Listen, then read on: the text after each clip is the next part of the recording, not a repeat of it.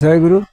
আজকে মে মাসের 11 তারিখ 2025 সাল। এই মুহূর্তে আমি আছি আমার নিজের বাড়ি কেদারনগর গ্রাম, যেখানে আশ্রম ভেঙে আমরা পুনরায় স্থায়ীভাবে দোতলা ফাউন্ডেশন দিয়ে আশ্রম করবো, এই জন্য ভাঙাচোরা কাজ শুরু করেছি। আমাদের সাথে জসিম আছে, মাসুম আছে, মাসুদ আসছে, কার্যক্রম চলছে। মাঝখানে আমরা একটা বিষয় বলতে চাচ্ছি যে বর্তমান সমাজে আমাদের ধর্মীয় মতভেদ আছে।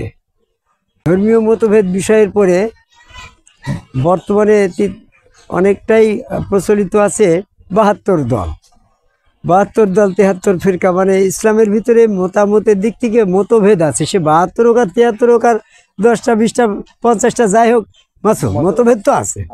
তো আল্লাহ রাব্বুল আলামিন সূরার 10 নম্বর আয়াতে বলছে, তোমরা যে বিষয়ে মতভেদ করছো সেই বিষয়টার সমাধান তো মীমাংসা আল্লাহর কাছে।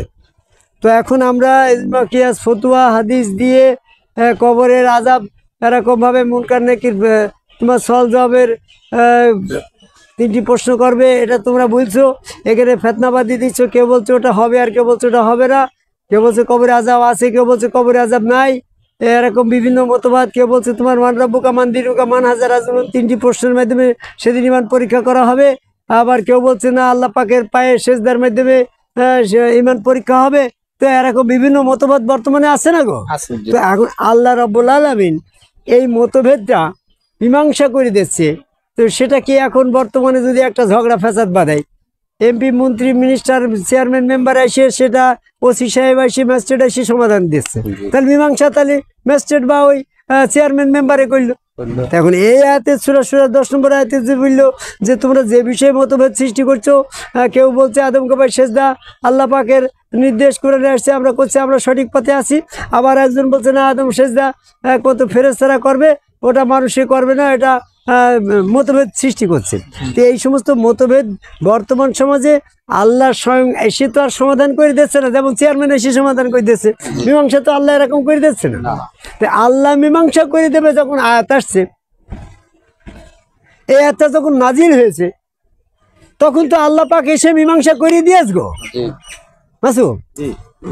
একটা ঝগড়া বাইতে গেলে যখন চেয়ারম্যান এসে মীমাংসা করে দিচ্ছে, থানার ওসি এসে মীমাংসা করে দিচ্ছে, আদম আলাইহিস সালামের আদম সেজদার ব্যাপারে এরকমভাবে যখন নবী মুহাম্মদ সাল্লাল্লাহু আলাইহি সাল্লামের ওই পিরিয়ডে জিবরাইল ফেরেশতা যখন আদম আলাইহিস সালামকে সেজদা করলো, এরকমভাবে সাহাবারা দেখা দেখি সেজদা করলো, সমাজে মতভেদ সৃষ্টি হয়ে গেল।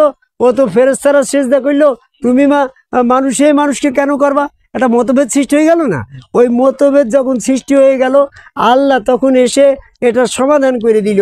এই মীমাংসা তো আল্লাহর কাছেই আছে। সূরা 10 নম্বর আয়াত, তাই তো বলছে। এখানে আমি একটা বিষয় বলতে চাচ্ছি, ওই পিরিয়ডে আল্লাহ এটা কিভাবে সমাধান করে দিল। এটা সূরা ইউসুফের 100 নম্বর আয়াত নাজিল করে দিল যে দেখো ইউসুফের, তোমরা যে মুহাম্মদ সাল্লাল্লাহু আলাইহি সাল্লামকে সেজদার ব্যাপারটা জিবরাইল করলো, ওটা জিবরাইল পর্যন্ত সীমাবদ্ধ রাখছো। আর মানুষ আবু বকর, ওমর, ওসমান, হযরত আলী ইত্যাদি যারা সেজদা করছে, এটার ব্যাপারে মতভেদ করছো। এই ইউসুফ আলাইহিস সালাম কি সেজদা করছিল? ইউসুফের 11 ভাই পিতামাতা তার আয়াত নাজিল করে এটার একটা মীমাংসা হয়ে গেল না? জিবরাইল ফেরেশতা এসে মীমাংসা করে দিল। তো ঠিক তদ্রূপ ভাবে এমনটি ভাবে বলে গেল যে শয়তান এই আদমকে বা আল্লাহকে সেজদা করাই সিরাতুল মুস্তাকিম। এটাও সূরা হিজরের 42 নম্বর আয়াত দিয়ে নাজিল করলো। সূরা হিজর 29 থেকে 42 পর্যন্ত এই ঘটনা নাজিল করে আল্লাহ ফয়সালা করে দিল যে শয়তান একমাত্র আদম সেজদার বিরোধী, এই সিরাতুল মুস্তাকিমের বিরুদ্ধে রয়েছে শয়তান। তাহলে এই সিরাতুল মুস্তাকিমের বিরুদ্ধে শয়তান আছে। তো শয়তান তোমাকে যেন কিছুতেই এই সিরাতুল মুস্তাকিম আদম সেজদার পথ থেকে বিরত রাখতে না পারে। সূরা হিজরের 42 নম্বর আয়াতে বলছে এই ইহাই সিরাতুল মুস্তাকিম। ইহা বলতে কেনে আদম কবে আল্লাহকে সেজদা নিয়ে দিয়ে ইবলিস কাফির হয়ে গেল, ইবলিসের বিপরীত পথে সিরাতুল মুস্তাকিম। আর এই সিরাতুল মুস্তাকিমটাই আল্লাহ পর্যন্ত পৌঁছে যায়, আর সেজদার মাধ্যমে আল্লাহ পর্যন্ত পৌঁছানো যায়। সূরা আলাকের 19 নম্বর আয়াত, আল্লাহ সূরা যুকরুফের 62 নম্বর আয়াতে বলল যে ইহাই সিরাতুল মুস্তাকিম। শয়তান যেন তোমাকে এই সিরাতুল মুস্তাকিম এই পথ থেকে কখনোই নিবৃত করতে না পারে, বিপদগামী না করতে পারে। আজকে বর্তমানে শয়তান তোমাদের এই আয়াতে বলা হয়েছে শয়তান তোমাদের প্রকাশ্য শত্রু।